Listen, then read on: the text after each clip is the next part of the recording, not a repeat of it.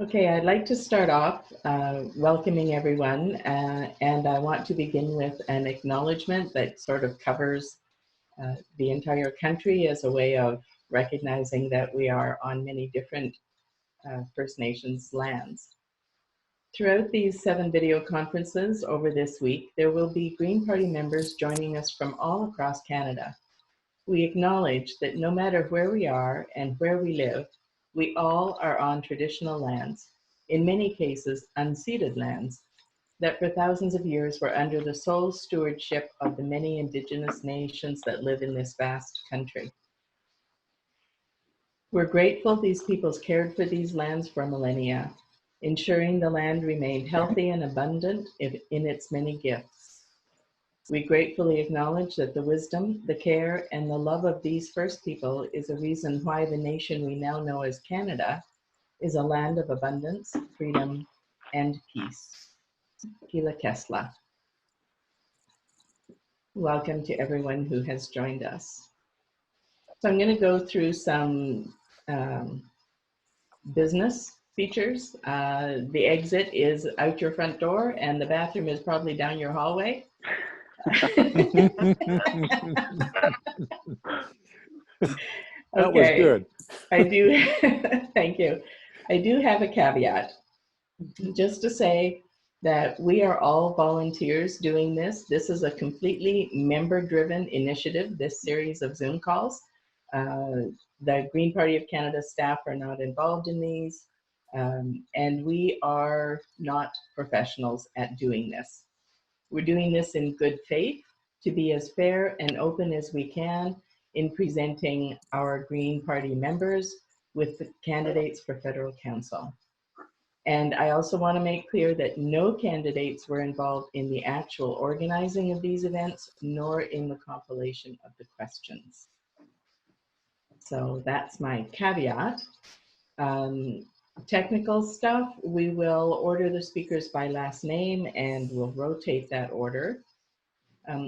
All the audience, please keep yourself muted and your screens, your video stopped so that you have a black screen. It'll be less distracting for the candidates as they're speaking. Also, in terms of being able to see the speaker as opposed to all of us on the screen, if you're seeing a bunch of little thumbnails with all of our boxes on your screen, then you are in gallery view. And if you move your mouse to the upper right-hand corner of your Zoom screen, you will see speaker view. If you click on that, then you will see the person who is speaking will be the dominant image on your screen, and everyone else will be just small thumbnails along the top or the side. Are you seeing that, Lorraine? Okay, I've just hit speaker view. Okay, great. All right. And renaming, Mark is going to be monitoring people who we're asking everyone to use your actual human name to identify yourself in the interest of transparency. So if you're using something cryptic, Mark will be getting in touch with you. And let me introduce Mark DeBruin. He is going to be the co-host, and he'll be monitoring the chat, and he's admitting people to this room, and he'll be chiming in as needed. And Carol Thatcher, hi Carol, there's Carol. So when you're in speaker view, you'll see the person who's speaking, who theoretically is me at this moment, as the dominant image, and everybody else is in tiny little thumbnails probably along the top of your screen. If there's a right arrow, a blue arrow on the right-hand side of that little strip, for our candidates, Lorraine and Will and Richard, please find the spot that shows Carol so that you can see when she is waving her yellow cards and her red cards. Carol is our timekeeper. Okay, are you all finding Carol? Excellent. Yeah, and she's demonstrating her yellow card and her red card there. Candidates are going to have 3 minutes for introduction, and Carol will be raising her yellow card at 2.5 minutes. And then once the introductions are over, we'll go to questions and answers, and you'll have 2 minutes to give an answer. The audience are welcome and invited to post questions in the chat. And as I said, Mark will be monitoring the chat. So you can pose your questions in the chat. We definitely are taking questions from the floor. And I think that's it. Okay, and I'll just ask everybody except the person who is the current speaker to mute themselves when they're not speaking, just in case your dog starts barking or a motorcycle goes past your window, which is open if you're having a nice day, which we are here in BC. So yeah, just mute yourself until you are speaking. That'd be great. Thank you. Okay, so welcome to our 3 candidates. We have Lorraine Hewlett, William Gagnon, and Richard Jack. And Richard is the candidate for Saskatchewan, and Lorraine and William are hoping to are running for the position for the territories. Is it just territories collectively, Lorraine and Will?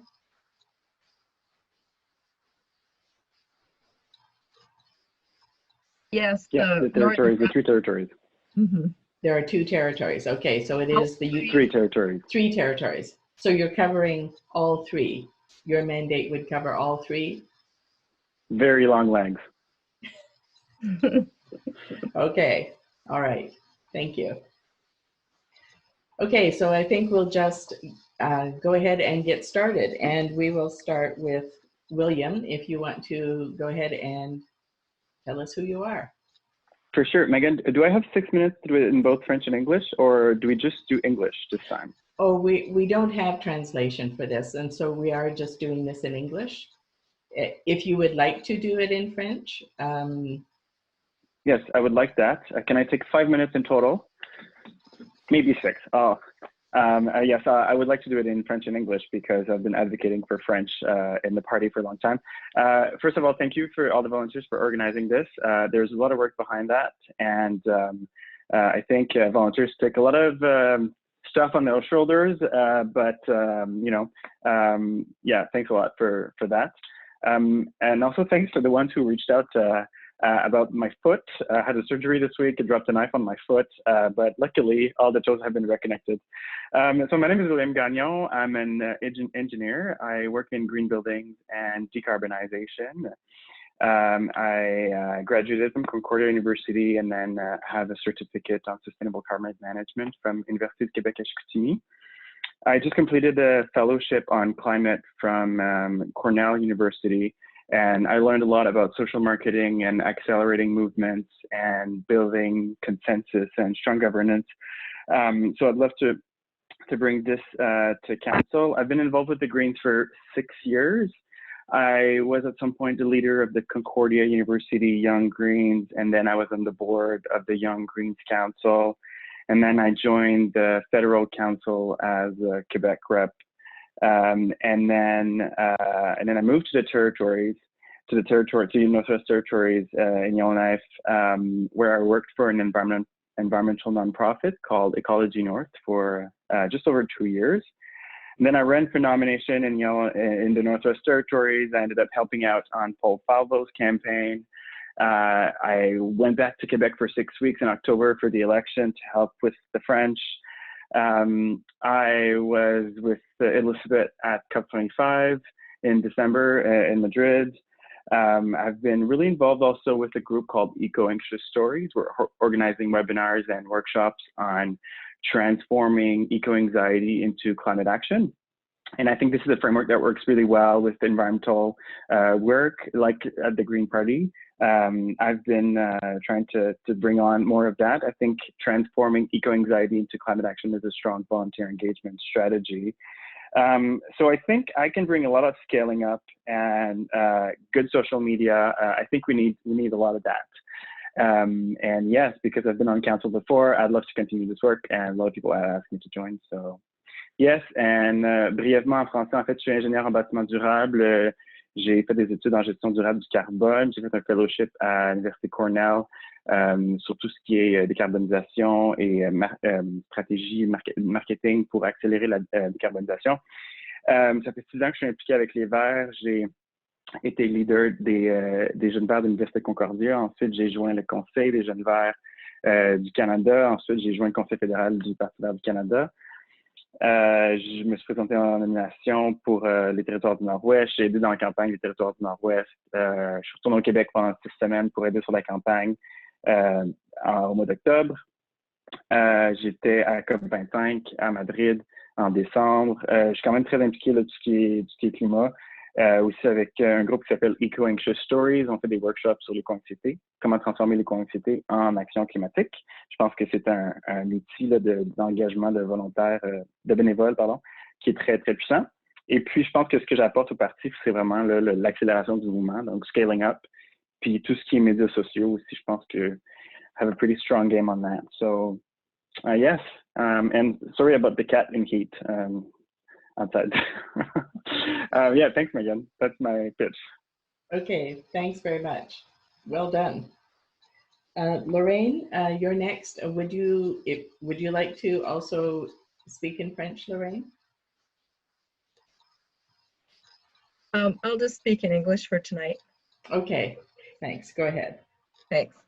I've been a Green Party member for many years, and I've been a Northerner for over 40 years, and a member of the progressive community for over 30 years. And I've worked with a lot of different groups on a large variety of social justice and environmental justice issues. And like William, I've been involved with Ecology North. I served on the board of directors, and that was back when I was in my 20s, and we succeeded in getting the city of Yellowknife to take on the recycling program and implement it throughout the whole municipality. And I've worked with the Yellowknife Homelessness Coalition, and we were successful in getting transitional housing for single men, for youth, and for single women. I've worked with Fracking Action North. I personally organized 2 global frack down events in the Northwest Territories and helped to found Fracking Action North, and we were successful as we worked together in driving the fracking companies out of the Northwest Territories, and there was much happiness about that.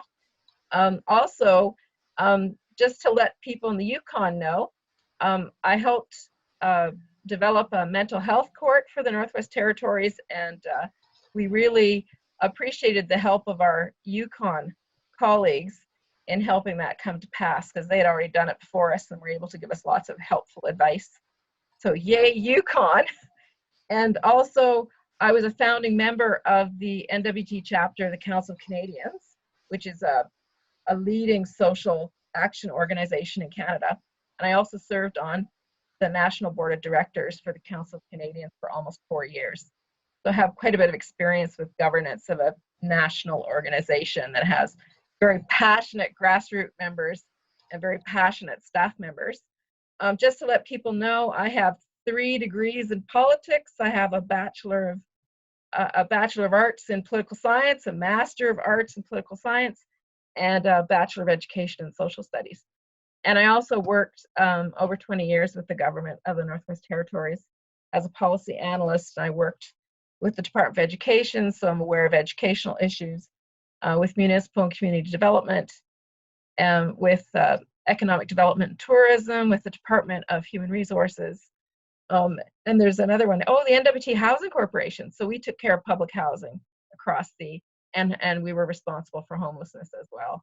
So I have quite a diversity of experience when it comes to social issues that the government has to deal with.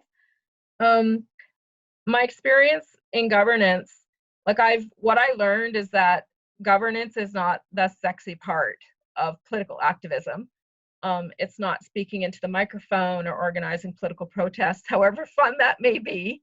It's a lot of time spent poring over financial statements, and, listening to the audit and management reports. It involves setting strategic direction for the organization and ensuring that there are action plans to back up that strategy. It involves human resource management. It involves performance management, and it's also important for an organization to have policies, like robust, well thought out policies to help guide the organization as it makes decisions.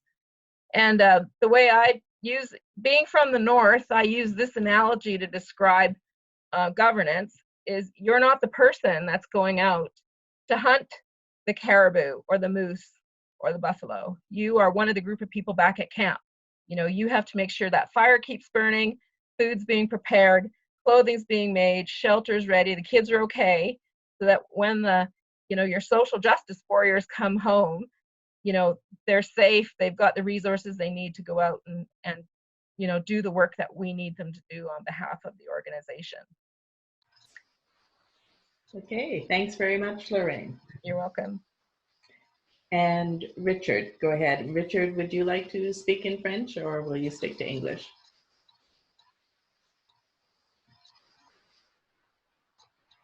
You may need to unmute yourself, Richard. Yeah, I'll just speak in English tonight. I'm coming to you from the Treaty 4 homeland in Saskatchewan. I'm running for council because I believe I'm a consensus builder. I worked for 37 years in the Department of Health in Saskatchewan, and also I've been very active in my church for many, many years. I was one of the co-founders of the multi-faith movement in our city. I believe that the problems we all face are very complex, and to achieve solutions, we will have to work with people of different backgrounds to achieve these solutions. On the prairies, we have some very distinct problems as we are more dependent on the fossil fuel industry and uranium industry than other parts of Canada. And we need to transition in a fair and just way so that the people who work in that industry are able to transition to sustainable jobs in the future. And to achieve this, I strongly support the ideas of guaranteed annual income, comprehensive medical care, and free post-secondary training for the many people that are going to need to change their careers. So thank you for this opportunity, and hopefully together we'll meet the challenges. Thank you. Thanks very much, Richard. Okay, and now we will move on to the questions. We definitely are taking questions from the floor. And I think in fairness to the people who will be constituents for Richard and Lorraine and William, if you can identify yourself as being in the territories or in Saskatchewan as a preface to your question, then Mark will he'll know to have a look at those questions first. But we do also have prepared questions. So I'll start with one of those questions. And this is one that has sort of come up in previous conversations. The question is, everyone acknowledges that volunteers are essential to winning a campaign, but what about between elections? In yesterday's session, a candidate mentioned having high-level volunteers from the membership be involved in Green Party committees. Do you see a role for volunteers in council or shadow cabinet committees? And we'll start with Lorraine on this one. Hi. I definitely believe that Green Party members across Canada could be involved on committees. You'd need a board member, of course, to be at least the chair of the committee, and perhaps a couple of additional board members, depending on which topic the committee would be looking at. But it's good to have feedback and insight from people across the country, and or people who have expertise in the issue or topic that you're dealing with.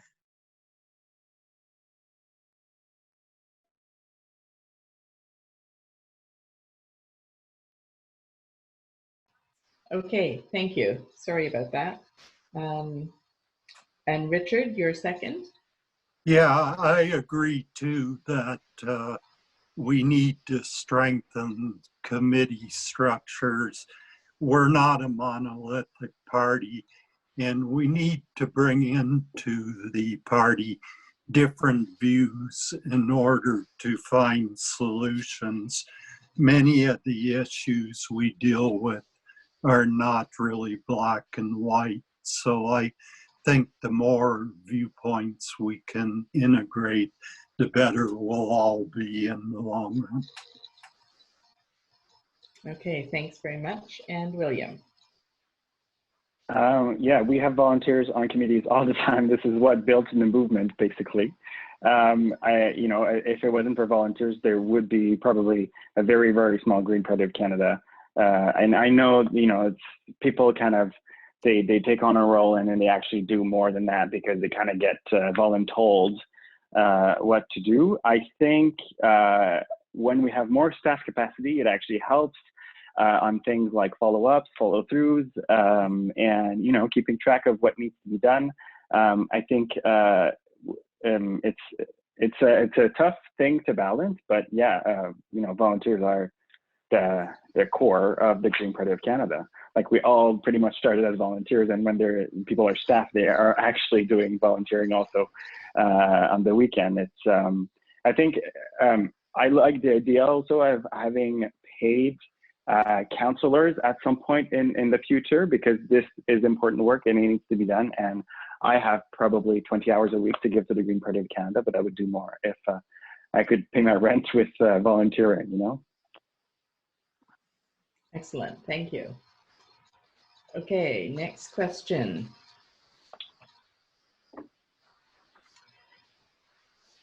As individuals, we all strive to be the best we can be at what we're doing.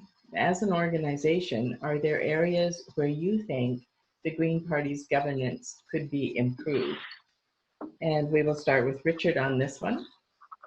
Yeah, I think that there needs to be greater openness on our decisions and decision-making process, that there are many people who need to develop what they feel a connection with the federal Green Party. And in the past, I know there have been people that felt the decision-making process was closed to them, and they have indicated concerns about that. Thanks very much. And Will, go ahead.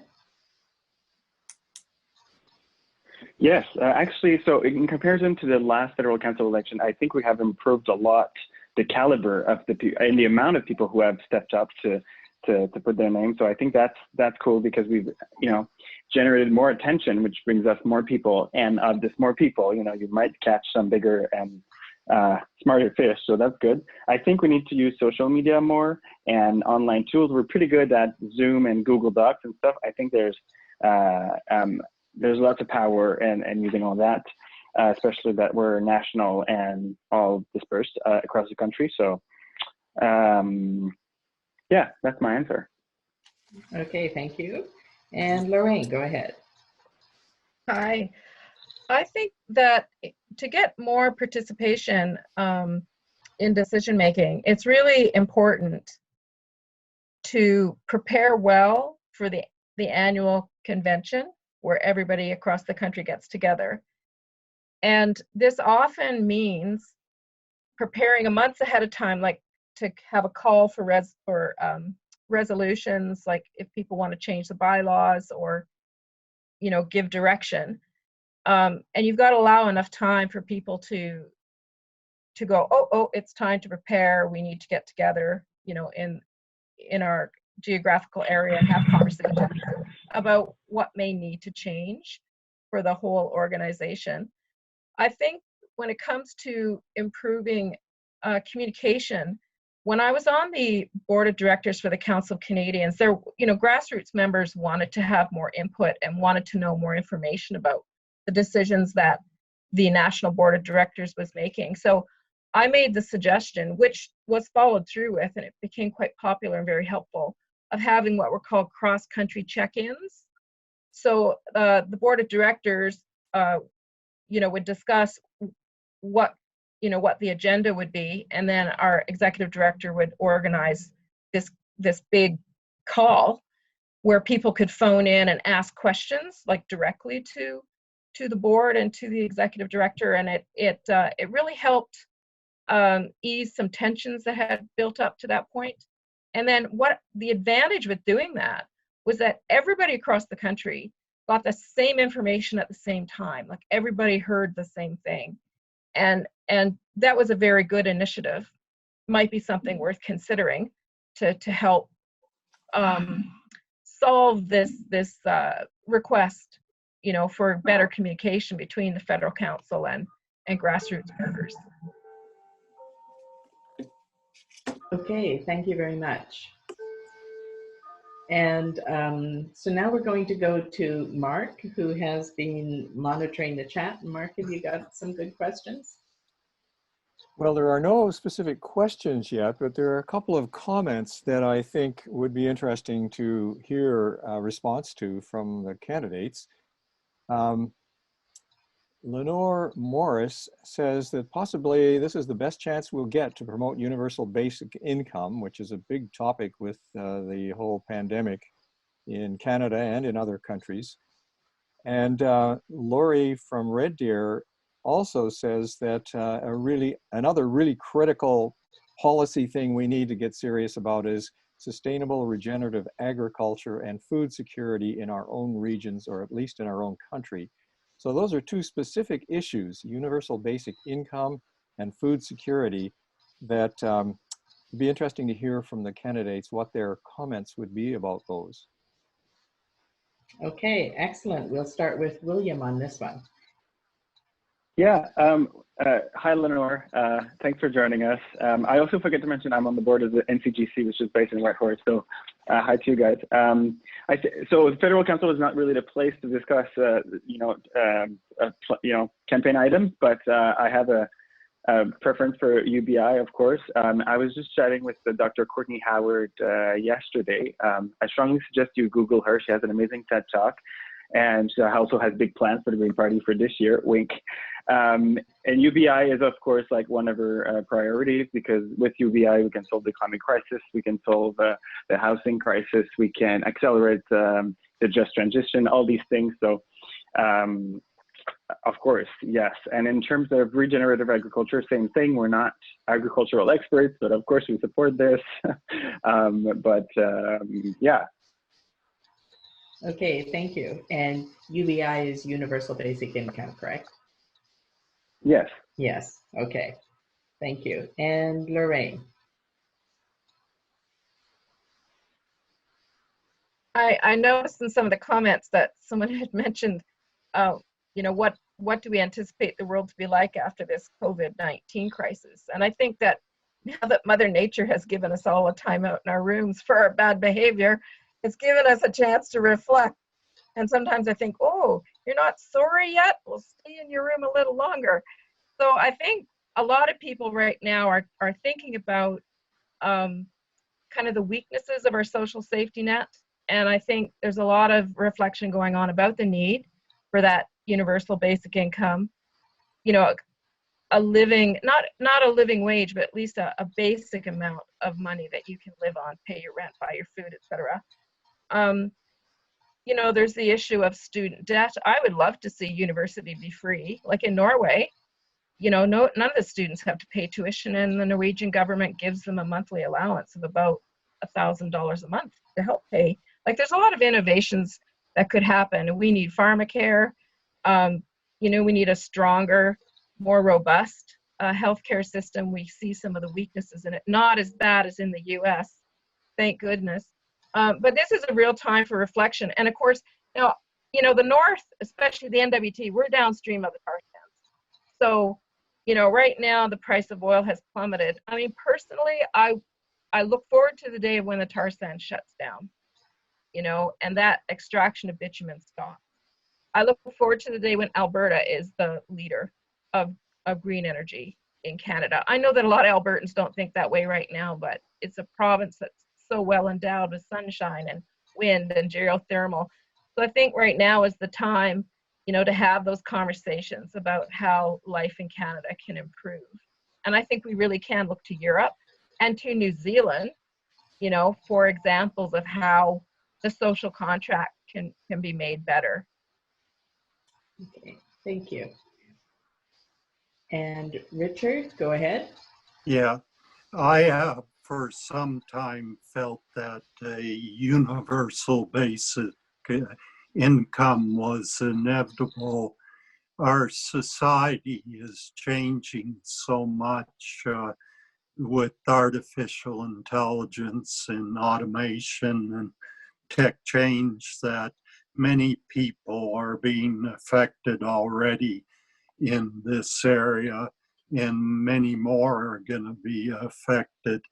And on the prairies, sustainable agriculture has become a bigger and bigger issue as we continue to use larger amounts of fertilizers and different chemicals that are destroying our natural water, air, and land. So I think that both of these points are absolutely necessary. Thank you very much. Okay, I do have a question on a similar theme, and of course you are running for federal council, and as William pointed out, the council doesn't get involved per se in campaign issues, but here is another question. Given the urgency of global warming, what do you see the federal council's role is in building the best party so as to elect more Greens more quickly, because we just don't have a lot of time? So if you could comment on that in the context of the federal council, and we'll start with Lorraine. Well, the federal council sets strategic direction. I'm sure there are going to be discussions on a go-forward basis of how to find, you know, good candidates, people who have the experience, the passion to, you know, make those changes as quickly as possible in our world. So I think, you know, we need to get out there and ask our, you know, EDAs who would be a good candidate in the different areas, and try to, you know, find those people and support them and help them have as robust a campaign as possible. I think the Green Party has tremendous ideas. Of all the parties, I feel the Green Party is the most progressive. So we need to find kindred spirits, other progressive people, and help them, you know, with fundraising, you know, with getting their platform ready, and with communications to the electorate, and assist them any way that we can, and try to build some kind of strategy around that so that, you know, there's that common support throughout the country. Okay, thank you. And next we'll go to Richard on that. Yeah, the environment affects us all here on the prairies. As our glaciers melt, we're gonna have less water for everyone on the prairies. As the temperature rises, we're gonna have less agricultural production and longer droughts and many other potential problems. So that some of the solutions that we see today, like hydro and geothermal, may just not be there in the future. So we're all gonna have to work on these problems together. Thank you. And William. Thanks to the volunteer who's been muting me all the time.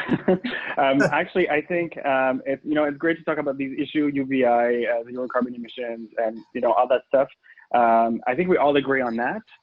This is why we're joining this. I think what we need to do is really to get professional and use tools to scale up. So innovation techniques that we know work to scale up movements, or social marketing tools, just marketing and communications, like proper marketing and communications that will help us get our message across.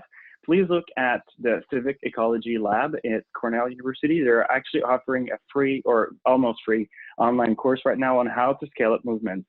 I did that in the fall, and it's just, this is the things that we need to do in order to accelerate our movements. And we need to use the right message conveyors. Yeah, I think this is what I have to say on that. Okay, thank you. And we'll go back to the audience. Mark, do you have another question? Yes, there's a question from Larry Neufeld, who is from Saskatchewan. And he says that the prairies and the territories have a tendency to be overlooked by the Green Party of Canada in national messaging and in the overall national political strategy. What reforms or changes would you bring forward to change this? And that question is backed up by Lori from Alberta, who feels very similarly in her province. Okay, great. We'll start with Richard. Yeah, I think that this has long been a problem of Canada and our very structure of our confederation.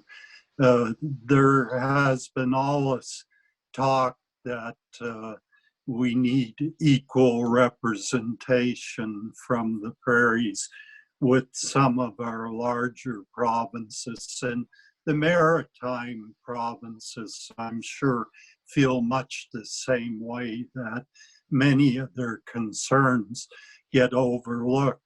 But I think some of the concerns of the prairies are going to become concerns for every Canadian as we transition our society to a more sustainable one.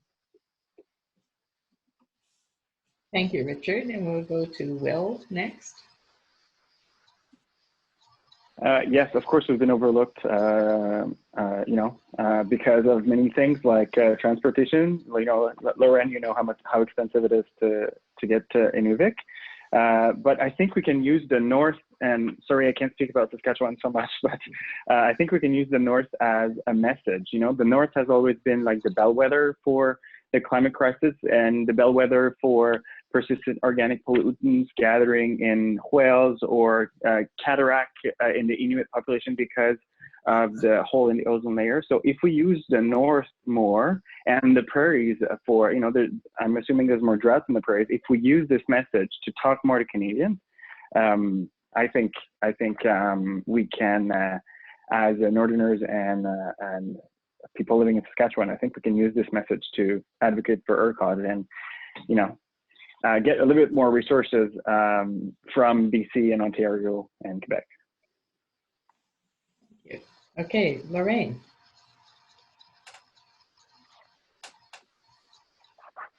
I certainly agree that there are areas of Canada that tend to be overlooked. The majority of people in Canada live in Ontario and Quebec. And so I understand this feeling that other parts of the country are kind of left out of, sometimes an afterthought or no thought is given to those areas at all. I think one of the best things that can happen is that, when someone is elected as a representative to be on federal council, is to use that opportunity to voice the concerns of your area. And if you think of Canada's north is the width of Canada. It goes from the Pacific Ocean over to the Atlantic Ocean, and it's huge, and it has issues that many people in southern Canada are just not aware of. And I understand, when you live in Saskatchewan, that people in Ontario and Quebec may not understand, what your issues are. I know it's very important, like Elizabeth May did come to the Northwest Territories. I remember Jagmeet Singh didn't show up at all. You know, those visits are really important because it shows that, you know, political leaders are aware of certain areas of Canada. I would have to see the strategy specifically, but certainly, you know, if I was the Northern rep, I would use that opportunity to give voice to what's happening in the North and other areas of Canada that I am familiar with, because I've been in all provinces and territories in Canada, and being such a student of political science, I'm like constantly keeping my ear to the ground for various political issues. But I think it's really important that national strategies include everyone, that they be inclusive, irregardless of where you live in Canada. Thank you. With only 3 of you, I feel like we're cycling through all this really quickly. I might run out of questions, so hopefully the audience won't. Okay, next question. Some members have expressed concern over a lack of transparency in the way the Green Party operates. For example, use of in-camera meetings. In what ways, if any, in what ways do you think the party could be more transparent to its members? And we will start with Will. My experience on federal council told me that, you know, the in-camera meetings I've been into were mostly about members. So I think it's actually a great decision to protect members' privacy when it comes to releasing some information. So if I was in the position of the members we discussed at that time, I wouldn't have been comfortable with just the general public logging in on a Zoom call. But when it comes to all financials and campaign strategy, I am more in favor of releasing this information wide in the open. And I can't really recall an in-camera meeting where we talked about these kinds of things. Like the financials is really, you know, all the money we don't have, we put it out there. So I think it's pretty clear that where we stand on that. And there's a fine balance to be stricken in terms of like respecting members' privacy. I know we're the Greens and we're being really nice to everybody. Maybe we need to do a little bit less of that because it would allow us to move faster. But yes for transparency, obviously. Thank you. Okay, Lorraine. Every organization does need to have some meetings that are in camera, and there are appropriate uses for that. It certainly wouldn't be good if there was an overuse of in camera, but you know, if it's a human resource issue, there are some legal issues that need to be discussed in camera. I suspect that much could be done to improve communications between the federal council and the grassroots members, like where you can discuss certain issues without revealing confidential information and sensitive legal information. So there's much that can be done to improve transparency. I know that from experience because, you know, when I was on the board of directors for the Council of Canadians, you know, we did make those steps to reach out to people and then they could ask their questions. I mean, we couldn't discuss, you know, personnel files and individual situations that were confidential, but other than that, you know, they could ask questions about anything and get a truthful, honest, transparent answer, and especially about the financials. You know, I think it's good for grassroots members to feel comfortable with the way that the financial resources of the organization are being spent. Okay, thank you. And Richard. Yeah, I agree too that we need to have a balance here, and I don't see any reason why we can't give the financials to at least our provincial executives and the leadership at the provincial. The two levels at times seem to be operating totally apart. And one of my goals is to feel comfortable that both levels are supportive of each other because in the end, our goals on the environment and other areas are the same. Thank you. Okay, Mark, we'll go back to the audience if you've got another question.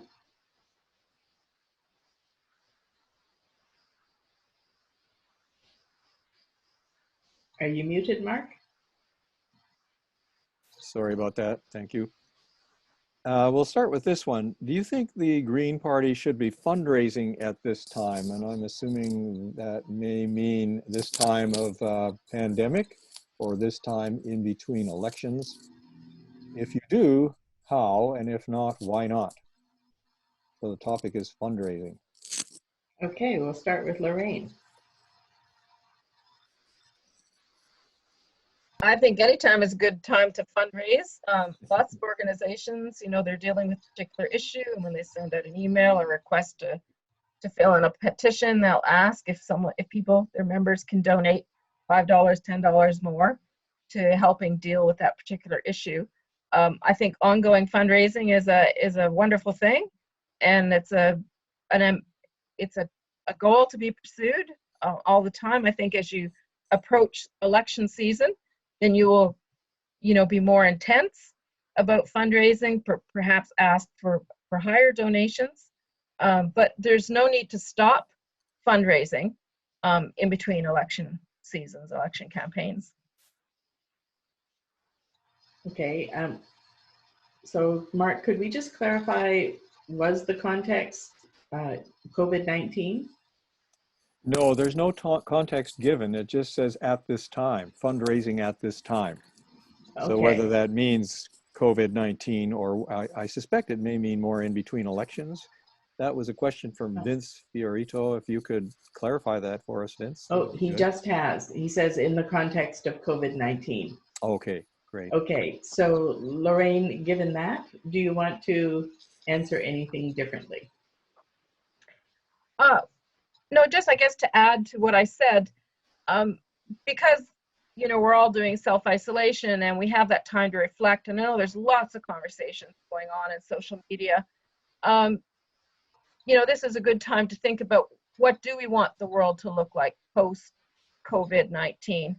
You know, how do we want our economic system to change? How do we want our environmental initiatives to change? How do we want our legislation to change? So, you know, if there's specific initiatives that the Green Party really wants to focus on, you know, it might be a good time to ask if people want to contribute to, you know, this particular campaign, this particular initiative that we want to work on. You know, when people are, this time of reflection is a perfect time to ask people, you know, if you really want the world to change, are you willing to make a contribution towards making that happen? Right. Okay, thank you. And next we'll go to Richard. Yeah, clearly the world we live in is changing daily. And I think through fundraising, it's one way we stay in contact with our members. And through that, we get feedback. And in this crisis we're in right now, I think that we need to look at the future. And this is one way we can start that process. Okay, thank you. And Will, go ahead. So no, this is not a good time to be fundraising. Actually, my constituents, or the people who would be my constituents if I was elected, have reached out to me last week. I had an email and a phone call saying that I think there was a blast that went out recently by Ottawa. This is not a good time. People are really anxious, and so the Green Party should be offering some capacity building, like an eco-anxiety workshop, for example, where we can demonstrate that we're there for people when they need it, and they'll remember us. And then at a later time, in more joyous times, they will be more eager to give. So based on what my constituents are telling me, no, this is not a good time to fundraise. Okay, thank you. Mark, do you have another question? Yes, I do, Megan. There are a couple of questions here that are closely related, and they both have to do with whether the candidates feel that the Federal Council is effective in the way it currently functions, or are there some fundamental changes needed to make it better? What are those changes? And specifically, what would you do to increase the communication between council and EDA members? This particular questioner says that in his experience, once people are elected to federal council from the territories of the Yukon, they seem to disappear into a black hole and they're not heard of very much anymore back home. So communication seems to be an issue there, and general effectiveness of the council. How can that be improved? Okay, so the question we're answering is, how can the general effectiveness of the council be improved? Yeah, specifically perhaps with regard to communication with EDAs. Okay, all right, Richard, you're first. Yeah, I think this is a good point that, as I mentioned before, we need to work with our provincial wings and keep them informed of issues that aren't of a confidential nature or human resource or that, and to build on the committee structure of the federal council so that we bring in people who have certain expertise or interests in certain areas like sustainable agriculture, and so that we feel a greater connection with the federal party. Thank you, Richard. And we'll go to Will next. Yeah, so I wake up in the morning and the first thing that's on my mind is usually like, what's the best thing I can do today in order to have the biggest like change-making power? And I think there's no point in getting involved if it's not effective. I'm an engineer, I think, in systems most of the time. And in this case, it's really about listening to what the constituents are saying. I'm running for Northern Rep because I spend 2 or 3 weeks a year in the Yukon and live in the territories. I'm less connected to Nunavut, but it's really about listening to constituents. And I spend a lot of my personal time and social time with people who are aligned with the Green Party. When I was having surgery last week, I was chatting about a potential leadership contestant with the surgeon. So I think it's, you can do change making everywhere you're going. And as a Northern Rep, I would do the job of representing the people I'm serving. Thank you. And Lorraine. I think whoever is elected to federal council in these upcoming elections needs to discuss this issue of communication with grassroots members. We certainly have the technology to communicate with people without having those expensive in-person meetings. When I was with the Council of Canadians, we used to have a regional meeting once a year where people from say in British Columbia, the different chapters would all meet at a designated place in BC. With the NWT in the prairies, there would be a designated place like either Edmonton, Regina, or Saskatchewan. And I mean, those are expensive. So, if there's no budget for people to meet in person in a region, certainly the technology exists for online meetings where communication can take place. I think there needs to be a robust discussion at the level of federal council as to how communication could be improved and what that would look like. So it's consistent across the country. They would need to decide, if there's going to be meetings with a rep and their constituents, the people in their region, how will that take place? Who would attend? And that all would need to be agreed upon so that there was a consensus and people felt comfortable with the plan, going forward. Certainly there needs to be discussion about, how to come up with a good strategy for improving communication and increasing transparency. Okay, thank you. So following along with that, and these can be quite short answers, but have any of you ever been in touch with or been contacted by your federal council rep? So, so kind of a, putting you on the spot there. And we will start with Will on that one.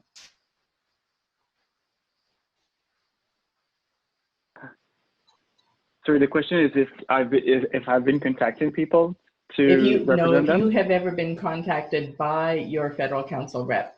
Has your rep ever reached out to you, or your EDA? I think so. I mean, we've been in touch. Yeah, we've been in touch. My past rep, you mean? Yes, your past rep. My Yes. past Northern rep. Yes, we've been in touch. Initiated by that person or initiated by you? It's hard to say. There's lots of exchanges. Okay. Okay. That's I don't fair. know. Okay. Lorraine? I found that certainly in my experience, our past federal council rep did a great job at keeping in touch. And it was, there were invitations to come for green drinks at her place, and there were lots of activities organized where people could get together. I mean, that's easy to do in your home community.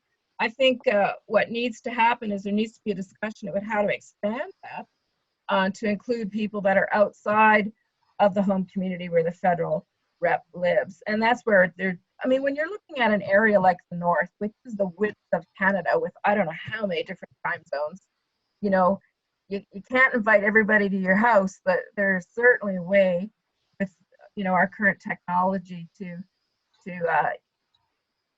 have those intimate discussions about, what are the issues and what's happening in Yukon that you're concerned about, and get some input from grassroots members. Excellent. Okay, thank you. And Richard? Yeah, I've had discussions with my federal rep. The current federal rep lives in a different community, so it's not on a regular basis, but we have discussed the federal council. Okay, thank you. I will say I personally have never been contacted by my regional rep, so that's interesting. Okay, Mark, do we have another question from the audience? We do. Do you think the GPC constitution needs to be changed or modernized for the party to grow seats in future elections? So this may be a bit challenging. You would have to be somewhat familiar with the constitution, but we'll see what the responses are. Okay, we'll start with Lorraine on that one.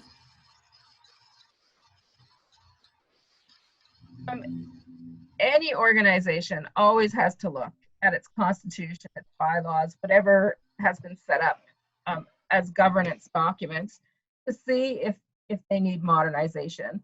And there always has to be housekeeping done, and that should be going on regularly, where you're cleaning things up at your annual meetings when you can pass resolutions to change those documents.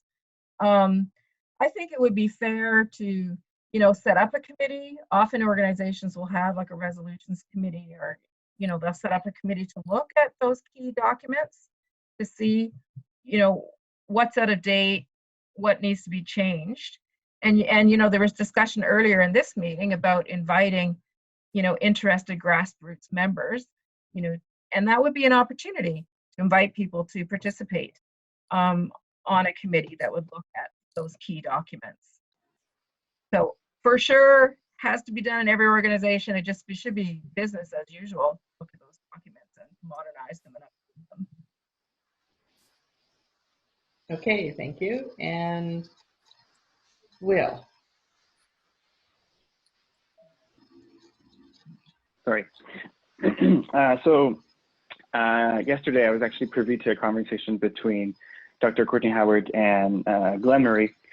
So if you're tuned into the rumors, this was a very, very interesting conversation. I think Elections Canada sometimes stands in the way of kind of cleaning up a bunch of the Constitution.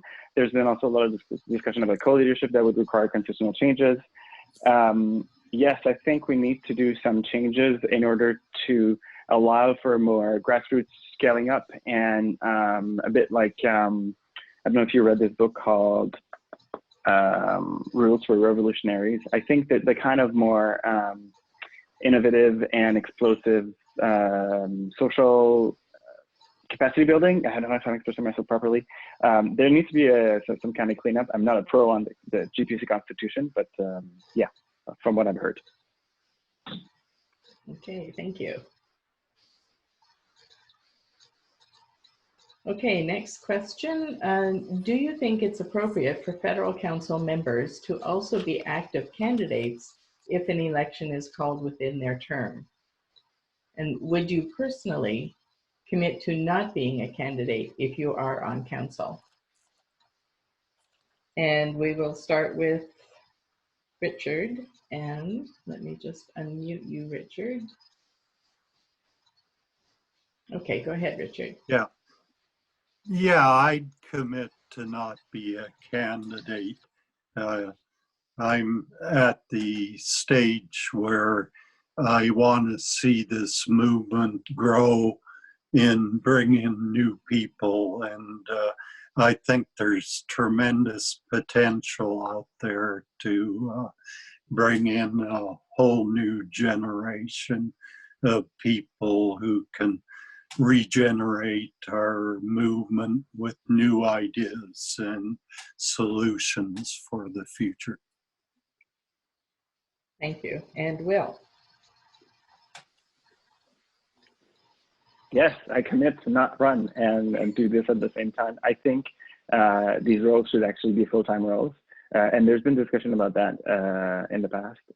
It's really hard to, if we really want to be a professional movement, and by professional, I'm using, like a just full-blown deployed movement, we can't take on too many roles because it's a climate crisis. A lot of us have a tendency to kind of say yes to a lot of things, but then there's little follow through. So I think if we pick a role and then fulfill it properly, it's easy to get voluntold to do something. So, but also, we need to keep in mind that currently there's lots of members that are on council, candidates that are on council, and I think we need to think about better ways to do our work. Thank you. And Lorraine? I personally don't have any trouble making that commitment. I would like to say, though, there may be people who are serving on federal council that would be wonderful candidates in a federal election, and if they wanted to run as a candidate, I feel they should resign from the federal council position if someone can replace them, and then they're free to go off and put all their energy into their election campaign. Okay, thank you. Mark, do we have another question from the audience? A question concerning diversity in the party. We've heard, this is from Nick, we've heard from many Greens that a diversity and inclusion are a weak spot for the party. What are the concrete steps you would take to address this? All right, good question. We'll start with Will. So I think inclusion and diversity doesn't necessarily mean we bring a person of color or some visible minority on in some visible role. I think we just first need to create a safe space for them to join and get interested in the party. And so we can't just, twist someone's arm to join because they are a token to us. That's not how it works. So I think federal council needs to first go through a anti-oppression training and a decolonization training. We need to, as the executive, we need to know how these things are done, and there are professionals out there who do that. So that would be the first step, really. And I think I've actually written that in my submission. We need to do an anti-oppression training and a decolonization training for all councillors, and hopefully, also the staff. And I've personally done decolonization training with Dr. Leanne Simpson, and it's probably the most enlightening 3 days I've gone through. I used to think that climate action was the thing we should focus on more, the most, but actually working on decolonization is building capacity and multiplying efforts for climate action. So if I join council, I will be a very, very strong advocate for us to do that. First step. Thank you. Lorraine? I think Will's made some great suggestions. I think what needs to happen is that federal council needs to discuss this issue of making the organization more inclusive and more diverse. And there should be, it doesn't have to be a really, really intense strategy, but certainly I think strategy should be devised, and then some kind of action plan to go with it. It's a great issue. It's a great question. I know that that there are organizations, when you look at the national governing body and the membership, it's looking pretty white, and often the demographics are older too. So it's an issue, I think, across the country, many organizations, and certainly is one that needs to be focused on. And some serious thought and reflection needs to go into how to accomplish that, to be more inclusive and to be more diverse. Thank you. And Richard?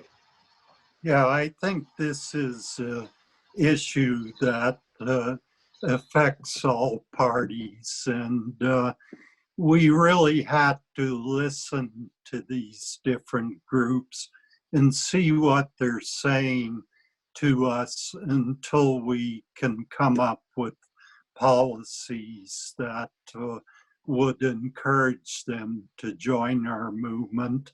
I think that a lot of people just want to feel that if they join, they can feel comfortable to say whatever is their position without being judged that that position is because of their background or race, or that it's an issue that I think we really had to move on and move carefully on. And here on the prairies, the whole Indigenous issue has been with us for a very long time. And unfortunately, there hasn't been huge progress. Thank you. And on a somewhat related note, I don't know if any of you were able to attend the Young Greens Zoom session. It was very, very interesting. And one of the questions they were asked was whether they felt the Green Party Federal Council recognized or supported or valued the Young Greens enough. And so my question to you is, on federal council, what would you like to see happen that would support the Young Greens, if you feel that they need more support, that would support the Young Greens more effectively? Lorraine, we'll start with you. I think that they need to tell us. It's not for me and my demographic to tell young people what they need. It's my role to listen, and to incorporate that feedback into the decisions that are made, at the governance level. And I think it's really important to hear from the up and coming generation, to hear what their concerns are, what the issues are that are most important to them, what they think needs to be done, to help them, because they're our next leaders. They're up and coming. So their participation is essential. It is vital. So I think it's really important to listen, and then incorporate what you're hearing and try to make decisions that will enable them, to participate, to really run with it. Because the passion of young people it's a joy to behold. It surely is. And you want to harness that energy. You want to harness that passion, and you want to make it easy for them to get involved and just, take an issue and run with it. Thank you. Richard. Yeah, I totally agree with what Lorraine just said, that they are our future. And if we need to provide funds I think it's a really worthwhile investment. And the energy that they can bring to this organization is invaluable. Thank you. Will? Yes, I'd like to concur in what Lauren and Richard said, actually. And they used to trigger me a lot when people said that, oh, youth have a lot of energy. And I'm like, no, but actually it's true. When I was on the Young Greens Council, there was actually 6 of us, or maybe 8 of us. And now I know that it's a much larger table. So I think Federal Council has actually listened during my my term on Young Greens Council to the Young Greens. I know at the time we were like asking for money for a swag and that kind of thing. But yes, I think, you know, I started as a Young Green Council at Concordia University. I saw a booth there. I was interested, kind of started chatting with the people. And then, you know, what do you know, next year I was in charge. So I think Young Greens is just it's just so important to support them. And I wish there was more collaboration between FC and YGC. And I think me being there might be helpful on reaching out to more Young Greens. And also, Young Greens are on social media all the time. Like it's a great platform. It's a great amount of people to multiply our visibility. Okay, thank you. Mark, do we have another question from the floor? Yes, there's been a kind of a running conversation here on in the chat over this earlier question about whether people had ever been approached by their federal council rep.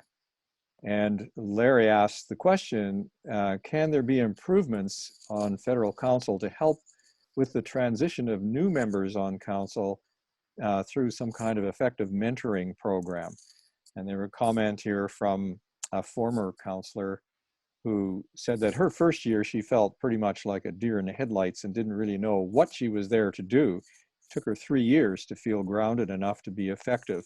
So that does tend to support this question that perhaps there is a lack of a mentoring program of some kind in council. So that would be a good question for candidates to respond to.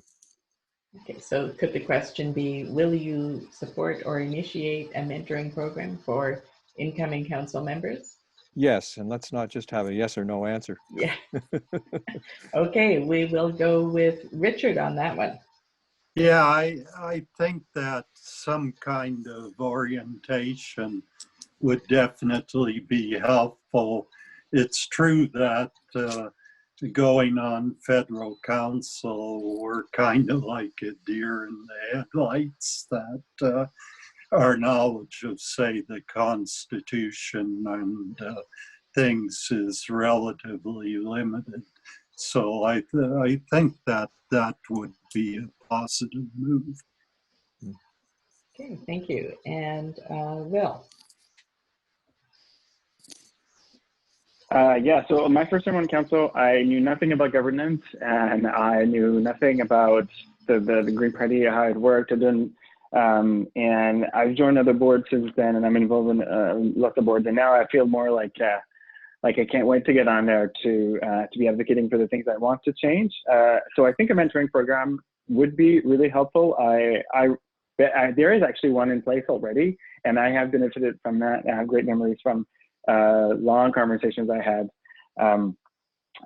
with some folks that are dear to my heart. I think it's important to create these relationships so that, you know, you can just, you know, through a quick text message or phone call, find the information you need. But yes, there, or at least in my time, there was a mentoring program. It's a bit unofficial, you know, they just connect you with it wasn't the leaving rep, it's actually another rep on council that is sitting, you know, one of the reps that overlaps your term. So yeah, I think that's really effective. That's really good to have, and we should, it should be enforced. Not enforced, but I think we should keep that. Thank you. Okay, Lorraine.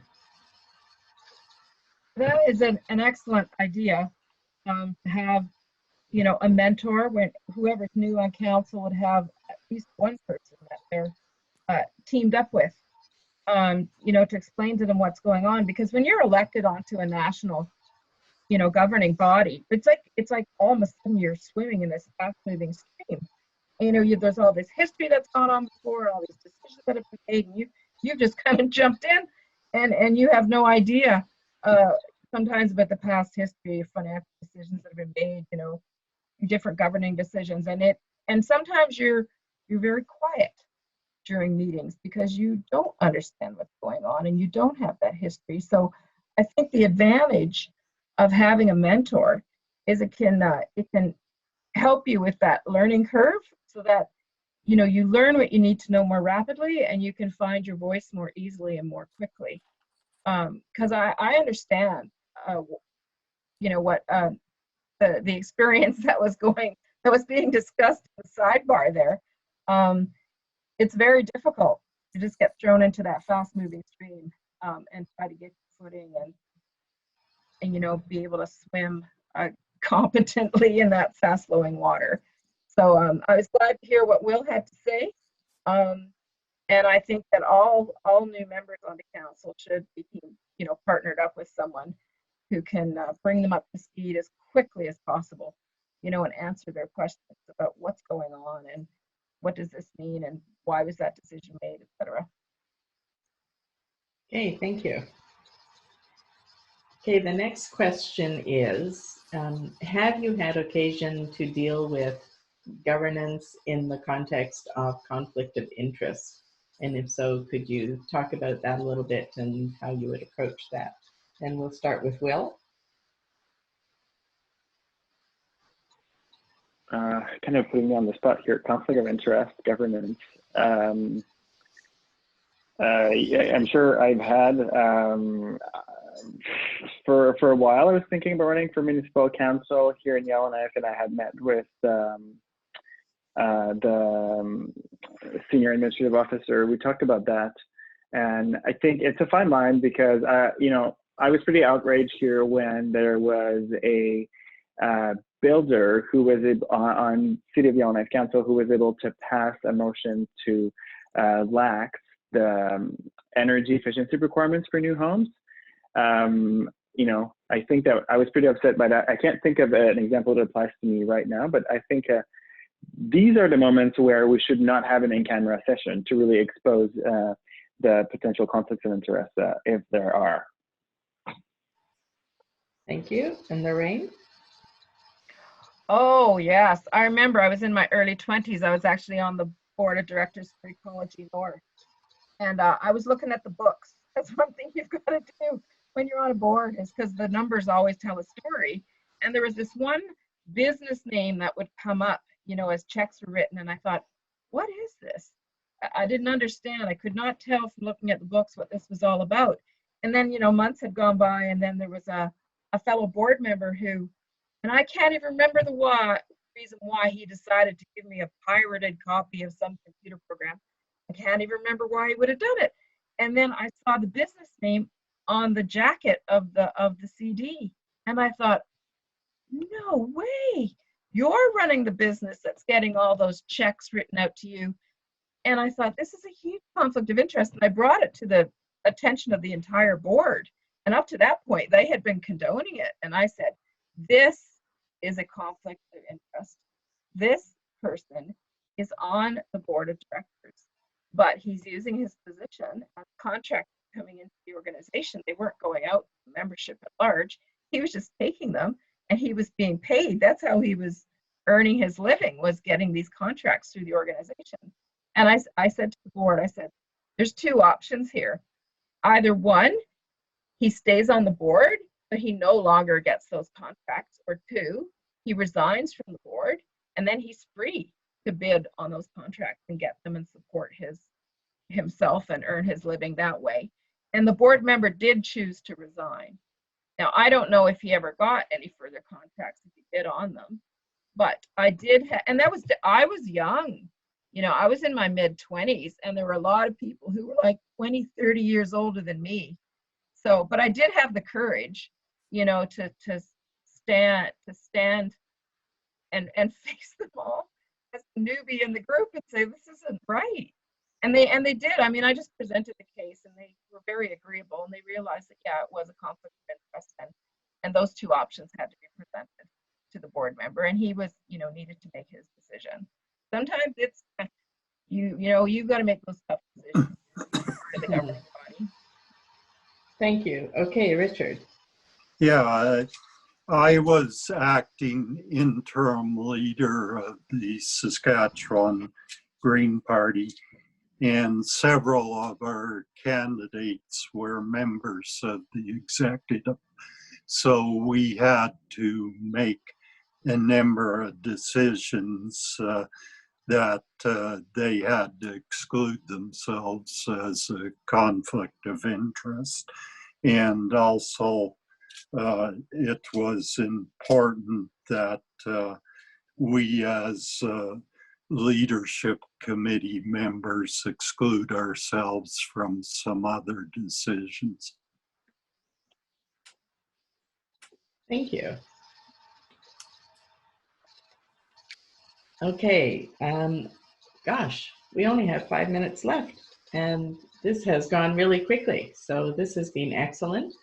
We're going to wrap it up now, and we will do a 1-minute summation for each of you. Oh, yes, a 1-minute summation for each of you, and whatever you'd like to say to your audience in that 1 minute. And we'll start with Lorraine. I think that because of my education with politics and my experience in government and my experience with many different social justice groups, I have that breadth of experience that would be so beneficial to serving on the federal council. And, I have those years as a board member on not just Ecology North, but the Council of Canadians on their national body. And also my political activism has taken me up throughout the Northwest Territories and to Yukon and to Nunavut, several times. So I'm familiar with the issues that are happening in those other two territories as well.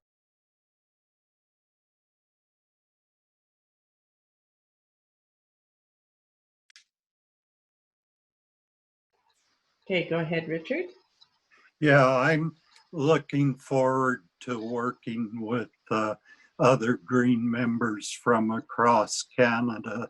This is an exciting period where the party is renewing itself with a new leader, and I think the federal council has a real opportunity to also renew itself and build a true movement. Thank you. Will? Well, I'd like to thank all the volunteers who organized this. It's great to have like a second touch base after the first one. Everyone says that we should listen to the youth and that we have a lot of energy to lead the movement. Well, this is the time. I think I have the experience and I know the people on council, and I have the connections, and I know where the party should be going. So I would love to be serving Northerners for this role. Thank you. So Mark has very helpfully written a thank you in the chat, and I'll just read it out for the candidates in case you haven't read it. A huge thank you, especially for hanging in there for a whole 1.5 hours. We've covered a ton of questions, 14 to be exact. I think yesterday the candidates got 4. So you've had 14 questions. We admire your stamina and your passion, and he says he could easily support any of you. So thank you to the 3 of you for being with us tonight, and thank you to the audience for being here. Just to make one little announcement, well, 2, I guess. The leadership candidates are considering, I haven't heard confirmation, but are considering having a leadership candidate roundtable on April 11th. And I think the Green Party has one scheduled, and the date escapes me just now, but I think I saw something come from the Green Party on a leadership candidate as well, candidates forum as well. So that's it for tonight. Tomorrow night is the British Columbia one. Of course, everyone is welcome to join us. And again, thank you very much to William and Richard and Lorraine for being with us tonight. It was excellent. Thank you so much, everybody.